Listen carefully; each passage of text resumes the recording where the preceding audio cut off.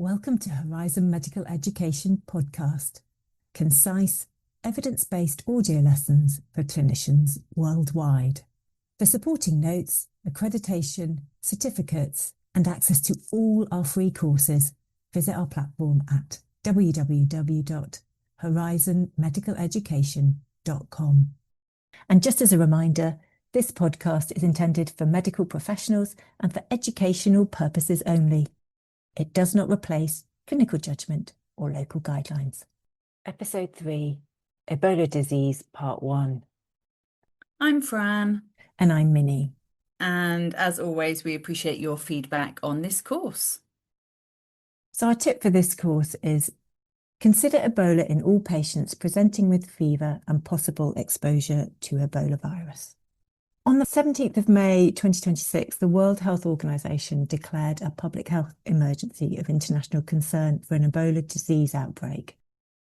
Ebola, as we know, is a viral haemorrhagic fever which attacks the immune system, impairing organ function and disrupting the body's ability to clot. This leads to internal and external bleeding, severe dehydration and multi-organ failure. So, Minnie, in part 1 of this course, we are going to cover key facts, transmission, outbreaks, pathophysiology, symptoms, and differential diagnosis.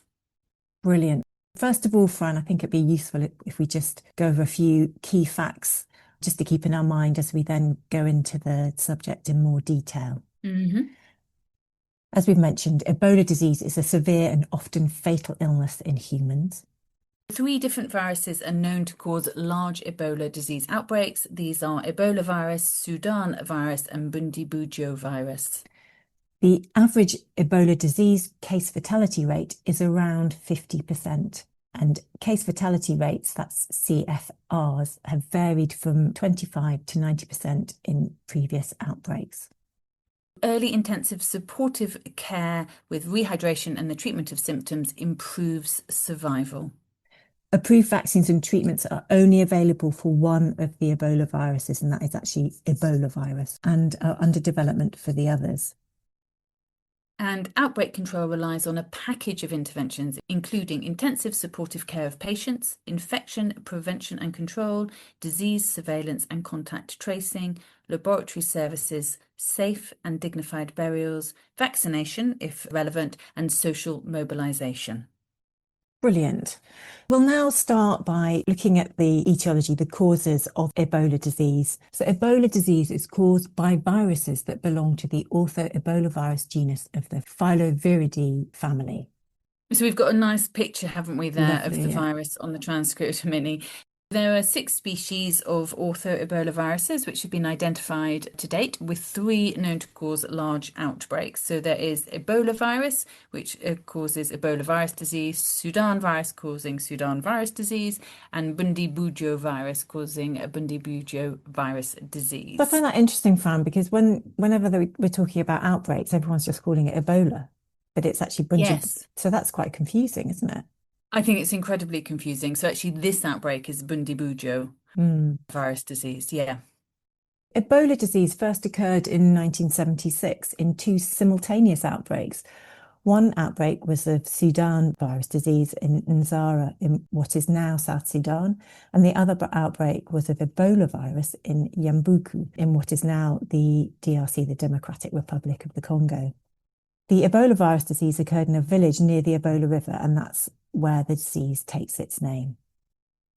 So, as we mentioned, Minnie, this current outbreak, which is affecting the DRC and Uganda, is caused by the Bundibugyo virus. And there have only actually been 2 previous outbreaks involving this strain, which were in 2007 and 2012.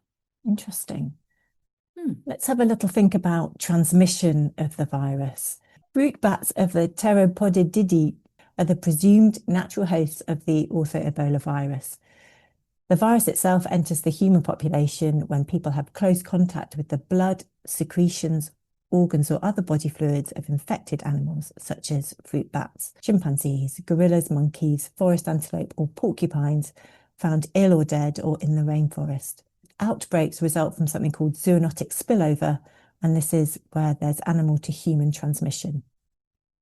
Transmission then spreads from human to human by direct contact through broken skin or mucous membranes with the blood or body fluids of a person who is sick with or has died from Ebola disease. So, body fluids include sweat, blood, feces, vomit, saliva, genital secretions, including semen, amniotic fluid, and the breast milk of infected patients, and also objects or surfaces that have been contaminated with body fluids like blood, feces, vomit, etc., from a person sick with the disease or who has died from the disease. So that's fomite transmission. And those of you who have been with us since COVID will remember us talking about that with COVID. So it's fomites that are on the surface that have been contaminated, and then you touch those and you can contaminate yourself. Yeah. Really important to note is that people cannot transmit the disease before they have symptoms. That's interesting, isn't it? And they remain infectious for as long as their blood contains the virus. Health and care workers have frequently been infected while treating patients with Ebola disease, and this occurs through close contact with patients when infection control precautions are not strictly practiced. So when I read this sentence, it sounds like it's their fault almost for not practicing it, but it's because that, often they either don't realize that it's Ebola or that they don't have the personal protective equipment to protect themselves. And that's something that we're hearing coming out of DRC at the moment, isn't it? Yeah. Which is absolutely tragic. Burial ceremonies that involve direct contact with the body of a person who has died can also contribute to the transmission of Ebola disease. Interestingly, the level of virus in the blood increases during the course of the illness, and patients are most infectious in the later stages of the disease, i.e. during the diarrhea, vomiting and hemorrhage stages. And, also after someone's died, they're almost at their most infectious at that point. Large amounts of virus can be found in the skin, and a sweat may also contain the virus. Touching an infected patient may result in transmission. Yeah, so super spreading events in the community are also increasingly recognized as a contributing factor. So funerals are a big case of this, particularly with traditional burials in certain cultures where you touch the body, like you're saying, Minnie, when someone's died, it's the later stage of the disease and they've got these large amounts of virus in their skin and sweat. So the funeral of a traditional healer in Sierra Leone in 2015 was linked to 300 cases, which is a huge number. In one study, it was found that super spreaders were responsible for approximately 61% of infections in the 2014 outbreak. There's been an interesting study to identify the rate of viral shedding in various body fluids too, and the virus was isolated from saliva, breast milk, stool, tears, and semen up to 40 days after the onset of illness. And the virus can still be detected in semen more than 12 months after recovery from infection. And I think this is possibly due to testicular tissue being an immunologically protected site. So this does mean that sexual transmission may be possible long after the infection has resolved. Gosh. And such cases were confirmed during and following the 2014 outbreak. So the virus has also been detected, hasn't it, in vaginal fluid, so it's not just men to women, it's women to men as well. Other immunologically protected sites include the interior of the eyes, placenta, and central nervous system, particularly cerebrospinal fluid. Viral shedding may continue from urine and sweat for some time. So in one recovered patient in Germany, virus was detected in the urine 14 days after it was no longer detected in the blood, and in sweat for up to 19 days afterwards. Infection via the inhalation route has been shown to be possible in non-human primates, but there is no evidence for airborne transmission in humans. The possibility, however, of opportunistic airborne transmission of the virus during forceful vomiting, so similar to that you see in infections like norovirus, and during aerosol generating procedures, which you'll remember from our PPE course, associated with critical care interventions, these should still be considered as possible transmission routes. Outside the endemic areas, Ebola disease is rare and is usually an imported infection. So it's travellers arriving from infected areas, as well as laboratory scientists and others working with potentially infected materials and animals who are at high risk. And then we've got a nice little diagram just showing the ecology of Ebola viruses and how it gets from animals into humans. It's just quite a nice visual representation there. So do have a look at the transcript for that. Yeah. Moving on, let's think about these outbreaks, Minnie. So Ebola virus disease was first identified in Zaire, which we now know as the DRC, in 1976 with 318 cases and 280 deaths. So that's a case fatality rate of 88%.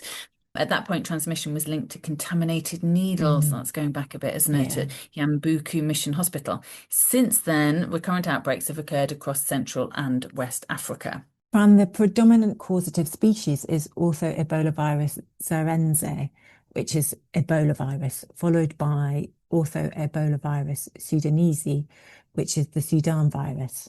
Ebola virus caused the 2014 to 2016 West African epidemic, and that was the largest recorded outbreak since discovery, with more than 11,000 deaths. Viral sequencing showed 97% similarity to the 1976 strain. Historically, Ebola virus outbreaks have reported case fatality rates of up to 90%, although comparisons between outbreaks and treatment settings are limited by differences in case ascertainment and healthcare access. And during the 2014-2016 epidemic, the case fatality rates ranged from 64.3% among hospitalised patients to 31.5% in some West African treatment centres, and about 20% in patients that were managed outside of Africa. Interestingly, Sudan virus outbreaks have generally demonstrated lower case fatality rates, so 39 to 65%. And the largest outbreak occurred in Uganda in 2000 with 425 cases. Bundibujo virus outbreak in Western Uganda in 2007 had a case fatality rate of 25%. We talked about this a little bit in our PPE, didn't we? That in the 2014 to 2016 epidemic, there was a disproportionate impact on healthcare workers, with nearly 900 deaths reported. And this obviously compounds pre-existing workforce shortages. Modelling studies estimated substantial indirect effects on population health because of this, including increases in maternal mortality of 38% in Guinea, 74% in Sierra Leone, and 111% in Liberia. This is obviously relative to pre-Ebola rates, though. It's just huge, isn't it? Yeah. There were also estimated effects on infant and under 5 mortality, ranging from an increase of 7 to 20% and 10 to 28% across countries, respectively. And we've put the link in if anyone's interested in reading that article. It's from the Lancet Global Health. That's really interesting. Very interesting and very depressing, unfortunately. Yeah. I think it's a consequence that you don't necessarily think about when I think that's exactly it. I think, the luxury that we have in high income countries is that our healthcare workers are replaceable. Now, obviously, I'm not Minnie, but I think, if something happened to me, they would find another general practitioner. That's not a problem. But obviously, when there's a dearth of healthcare professionals, as there is in a lot of these low income countries, you can't just suddenly replace people.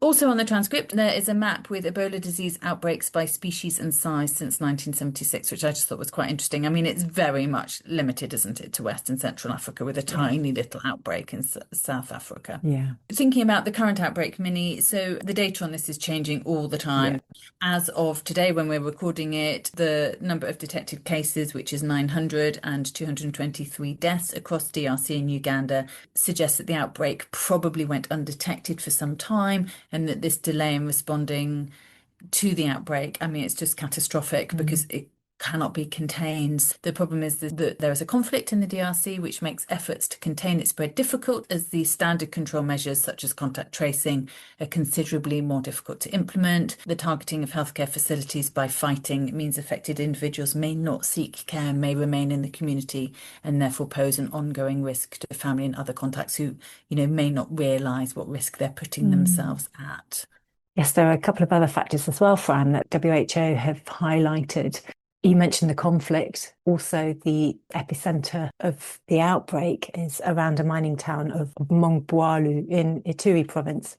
This is a high traffic commercial hub, and infected people have moved to various other parts in search of medical care. And obviously the virus has moved with them. Now, Ituri borders Uganda and South Sudan, which raises the risk of further regional spread. And, this has already materialised with the 2 cases that have been confirmed in Uganda's capital, Kampala, which is obviously a very densely populated place. Another sort of warning sign that it's gone undetected is when you start getting infections in healthcare workers, because in any filovirus outbreak, this indicates unrecognised transmission in healthcare settings. People aren't aware that there's an outbreak, and it shows gaps in infection prevention and control. Yeah, I think that's the trouble with all of these outbreaks, isn't it? That unless people recognize it as such early on and try and contain it, it just spreads so quickly before people can get a handle on it, unfortunately. Yeah. Yeah. Right, Minnie, go on, tell us about the pathophysiology. We'll move on to that. So the human pathogenesis of Ebola is not really fully understood. And this is in part due to the difficulty of conducting studies in poorly resourced settings where these infections tend to occur. Advances have been made in non-human primate and rodent models of the disease, but obviously these have limitations when you're applying them to human infection. We're not going to discuss the genome of the virus here, but just worth saying that there was a rapid mutation of the virus in the 2014 outbreak, which raised concerns about its ability to evade host immune responses and evolve under pressure of novel therapies, which is something we quite often see with these really rapidly adapting viruses. And I mean, it's reminiscent, isn't it, of COVID, how we've got these new strains of it. Yeah. The incubation period after infection is 2 to 21 days. So tissue invasion occurs via infected fluid coming into contact with breaks in the mucosa or skin, and this can occur with animal to human or human to human transmission. Monocytes, macrophages, and dendritic cells are the preferred replication sites for filoviruses on initial infection. The infected cells migrate to the regional lymph nodes, liver, and spleen, thereby disseminating the infection, so spreading it around the body. Ebola virus has a wide cell tropism and is able to infect a variety of different cell types, but extensive viral replication occurs in lymphoid tissue, liver, and the spleen. It also has the remarkable ability to modulate the expression of genes involved in the host immune response, causing lymphocyte apoptosis and attenuation of the protective effects of interferon. So it's disrupting the normal human host immune response. That's right. As with many diseases, the host immune response is crucial and often dictates the outcome of the infection. Progression to the severe end of the disease spectrum occurs when the virus triggers expression of a host of pro-inflammatory cytokines, and these include interferons, interleukins such as IL-2, IL-6, IL-8, and IL-10, interferon-inducible protein, and tumor necrosis factor, TNF-alpha.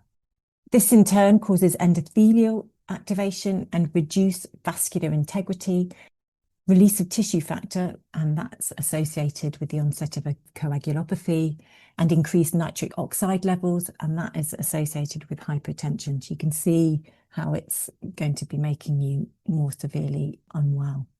So the infection leads to lymphocyte depletion through indirect apoptosis, since the virus does not replicate in lymphocytes, and neutrophil suppression via glycoprotein GP. The most common cause of thrombocytopenia is platelet disappearance from damaged tissue or more generalized virus-induced disseminated intravascular coagulation, or DIC, we sometimes call it, where coagulation factors are depleted. So disseminated intravascular coagulation, along with acute hepatic impairment, predisposes the patient to bleeding complications. And there are other complications as well, aren't there, Fran, of severe disease? And these include acute kidney injury, hepatitis and pancreatitis. Early antibody response, along with reduced lymphocyte depletion, is associated with effective viral clearance and survival. Flow cytometry, which was used in a treatment centre in Guinea during the 2014 outbreak, demonstrated that T cell dysregulation, and this is characterised by expression of CTLA4 and PD1 on CD4 and CD8 cells. So that's what they were looking at. So this T cell dysregulation was associated with death. And this also confirms earlier suggestions that an adequate but controlled immune response is key to survival. The development of shock is not well understood, so multiple factors may contribute, including bacterial sepsis, possibly through gut translocation of bacteria, a direct effect of the virus, disseminated intravascular coagulation, or hemorrhage. And on the transcript, you'll find an infographic that was in the Nature journal, which just, gives a nice visual depiction of what's going on. I think it's really helpful. Yeah. And there's a link to that article in the references if you want to have a look at the article in more detail. Brilliant. So, thinking about the history and the assessment of risk, Minnie, Ebola disease is a notifiable disease, obviously. The case definition is very broad and includes a long list of possible differential diagnoses, which we'll talk about in a minute. The initial assessment of a patient with suspected Ebola disease hinges on two main factors, and you mentioned these, didn't you, as our tip? Epidemiological risks. So, for example, living or working in or traveled to endemic areas in the previous 21 days, and the presence or a history of fever in the past 24 hours. The 4 known species that cause illness in humans result in clinical syndromes of varying severity. We haven't mentioned it yet, but the Thai forest virus is the 4th species and it doesn't appear to cause large outbreaks. So we haven't really gone into that in any great detail. There is little known about the Bundibugyo virus, as there have only been 2 known outbreaks, but obviously that's what the current outbreak is. The clinical presentation is the same regardless of the species of virus, and it's not possible to differentiate between illness caused by different species without testing. And we're going to go on to talk about testing later, aren't we, Fran? Thinking immediately about infection prevention and control, because that's got to be our first thought. Yeah, it's almost before you diagnose anyone, isn't it? Absolutely, yeah. So it is of immediate concern. Local protocols should be followed. So you need to be assessing the infection risk. Having determined that a patient may be infected, the clinician needs to determine how infectious the patient is currently. So, for example, the absence of vomiting or diarrhea reduces the risk. However, uncontrolled diarrhea greatly increases the risk of transmission. And actually, Minnie, I've seen some pictures of, do you remember when we did the cholera course? Yes. How they have those cholera beds with the hole in the middle. Yeah. They sometimes use similar for Ebola. Identifying that a symptomatic patient may be at risk of infection mandates precautionary isolation procedures and the use of personal protective equipment. And as you mentioned just now, we've just done a course on PPE because it's so important with this new Ebola outbreak, but in general, to keep us and our patients safe. Yeah. And that you need to be using that until the infection is either confirmed or excluded. And it is extremely important to minimize the risk of transmission whilst you are working up the patient and trying to discover what the cause of their illness is. WHO makes certain recommendations following infection prevention and control principles in healthcare settings, and there is a link to these on the transcript, so please do have a look. Yeah. I'm going to talk a little bit about exposure risk now. A detailed history helps to clarify the level of risk for infection of a patient, as well as assessing the possibility of other causes of an acute febrile syndrome. So people living or working in endemic areas, for example, West Africa, the DRC, they're at high risk of infection. However, recent arrival from endemic areas is also an important risk factor. So most patients with suspected infection in high-income countries will be returning travellers and healthcare workers who have cared for patients during outbreaks. A comprehensive travel history is extremely important. The history of recent arrival from an endemic area is really significant.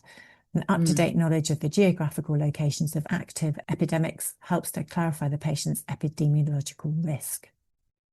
So apart from healthcare workers, other high-risk occupations include those where people work with primates or bats from endemic areas or high-risk clinical samples. Just let's remind ourselves that malaria is still the most common cause of a febrile illness in returning travellers from West and Central Africa, and the presence of risk factors for acquiring malaria should also be assessed. Living or working in, travelling to an endemic area, inadequate or absent chemoprophylaxis, or not in using insecticides or bed nets. And Fran, it's really important to note that co-infection with malaria was seen in up to 5% of patients in West Africa during the 2014 outbreak. So the possibility of dual infection should be considered in all patients. Yeah. And I think we're going to go and discuss that, aren't we? In management, yes. In management. Yeah.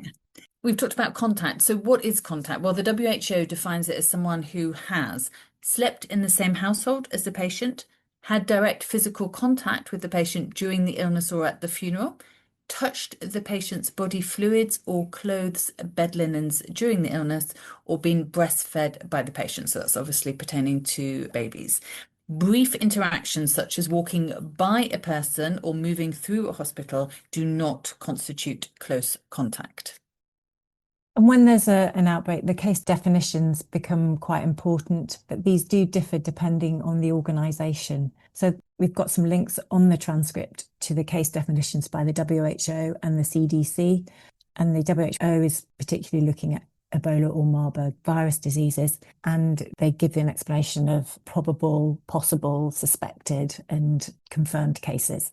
So it's really worth looking at those if you're dealing with people with potentially who are infected with Ebola. Brilliant. Minnie, we did a little hint of differential diagnosis earlier on. So we just go run through a list. And obviously, it isn't exhaustive. So there may be other illnesses that are similar. But, healthcare providers can confuse Ebola disease with other more infectious diseases in the early stages because they can present quite similarly. This could be malaria, influenza, yellow fever, dengue fever, typhoid fever, meningococcal disease, leptospirosis, COVID, gastroenteritis, other bacterial infections, for example, pneumonia, sepsis, and other hemorrhagic fevers. So there's quite a few. There's Marburg, Lassa, Crimean Congo, and Rift Valley fever. So having said that, what are the symptoms of someone presenting to you with Ebola? We've mentioned already the incubation period or interval from infection to onset of symptoms ranges from between 2 to 21 days. And typically, symptoms will appear 8 to 10 days after exposure. Worth noting too that the incubation period may often be shorter in children. And the other thing to remember is that a person infected with Ebola is not infectious until they develop symptoms, so they can't spread the disease before that time. So as we said, Minnie, early Ebola symptoms are often slightly non-specific and they are termed dry symptoms. These include fever, presenting symptom in up to 90% of patients, and it's often above 39 degrees centigrade with a remitting pattern. But obviously not everyone presents like that. So some patients may initially be low grade with no other symptoms. Alternatively, the temperature may be near normal at first evaluation. So WHO uses a threshold of more than 38 degrees Celsius. Is that to be a definition of a fever? Yes, in this context, Yeah. in the context of Ebola. Okay. A history of fever in the last 24 hours is significant. So if a patient tells you they had a fever, but they don't have a fever when you see them, that still counts. Yeah. So it's still significant in a normothermic patient. Presence is enough to raise concern for infection in the appropriate epidemiological context. So if you're in an area where there is Ebola and someone has a fever, you should immediately be worried that they have Ebola. However, wide variations in body temperature can be observed, especially in children, and sometimes later on in the illness, patients become normothermic or even hypothermic. Those are usually signs that you're being really sick, isn't it? Really sick, yeah, typically in the later stages of fatal infection, unfortunately. Aches and pains in the muscles and joints, so myalgia, is a common feature of infection and can be present in up to about 80% of patients. There may be associated arthralgia, and this may persist through convalescence. Severe headache. So this is a common but non-specific feature of early infection present in between 10 to 70% of patients. Meningism, however, has only been observed rarely. Weakness and fatigue. So severe tiredness and lethargy is reported in up to 90% of cases. Sore throat. So pharyngitis is a non-specific feature present in about 10 to 58% of patients and sometimes associated with dysphagia, which is pain on swallowing. And then conjunctival injection. This is an early sign of infection and it's seen in approximately about 40% of laboratory confirmed cases in some previous outbreaks. We've put an image on the transcript with some of these symptoms just to give us a visual guide to it. These are the initial dry symptoms, and then after 4 to 5 days of illness, patients can progress to more severe wet symptoms as they become sicker, and this is largely driven by gastrointestinal involvement and more systemic illness. So these include loss of appetite, unexplained bleeding, and gastrointestinal symptoms. Of these, you may get nausea, abdominal pain, dysphagia and heartburn are more likely due to esophagitis, diarrhea, which is present in 88% of patients and may be bloody, and vomiting. And this, again, is present in between 65 to 70% patients. And again, the vomit may contain blood. You may get impaired kidney and liver functions if you are able to do tests on those. And patients will often present with prostration or profound prostration, and this is a severe weakness and inability to function, and this is quite a typical finding. Less common findings include respiratory, so cough, dyspnea or shortness of breath, and chest pain. These are much less common, and direct involvement of the lungs has only rarely been reported. Respiratory symptoms tend to be much more common in children compared to in adults. Maculopapular rash. This may develop in approximately 25 to 52% of patients early in the course of the illness, and it's been typically described as non-pruritic, so non-itchy, erythematous and maculopapular. It may begin focally, so in one place, and then become diffuse, generalized and confluent. Some have described it as morbilliform, which is like measles, it may become purpuric or petechial later on in the infection in patients with coagulopathy, and it can be difficult to discern the rash in darker skinned patients. Also less common is neurological involvement. So obviously less common, but very clinically important. It can result in confusion, irritability, and aggression. Confusion is a predictor of death. It was reported in 9% of patients in the 2014 outbreak, and typically accompanies severe illness with bleeding and hypotension, which makes fluid resuscitation hazardous and is also associated with a poor prognosis in children. Encephalopathy is possibly related to electrolyte disturbances, uremia, and cerebral hypoperfusion in terminal infection. And seizures actually don't occur that commonly, in about 2%, typically, again, in fatal infections. So these are all bad prognostic signs. Next, we're just going to talk about the haemorrhagic phase and complications. In severe cases, the virus interferes with the blood's clotting mechanisms. And although Ebola is widely associated with bleeding, it's a hemorrhagic disease, hemorrhage is less common than often perceived and usually occurs later in the disease. That's interesting, isn't it? Because I think, like everyone else, it's called a viral hemorrhagic fever. You kind of presume that everyone is bleeding. Exactly, yeah. Yeah. So presence suggests advanced infection and presence of DIC or disseminated intravascular coagulation. It may manifest itself in one of the following ways. So epistaxis, nosebleeds, bleeding gums, hemoptysis, which is obviously coughing up blood, easy bruising, conjunctival bleeding, hematuria, so that's blood in the urine, and oozing from injection or venipuncture sites. So bleeding complications occurred in 30 to 36% of infected patients in previous outbreaks. So quite a lot less than I thought. So it's about a third, isn't it? Massive bleeding is usually only observed in fatal cases and typically occurs in the GI tract. So that's melena or bloody diarrhea. And let's just remind ourselves that internal bleeding may be missed if there are no external signs. And just remember as well that bleeding manifestations are less common in children. So I think that's a good place for us to stop, Fran. And in part 2, we're going to discuss investigations, screening and management. Thank you all so much for listening, and I hope you'll join us in part 2. And remember, you can download the supporting notes, complete the CPD quiz and receive your certificate at www.horizonmedicaleducation.com. If you found this episode useful, please share it with your colleagues and follow us for weekly episodes. Goodbye.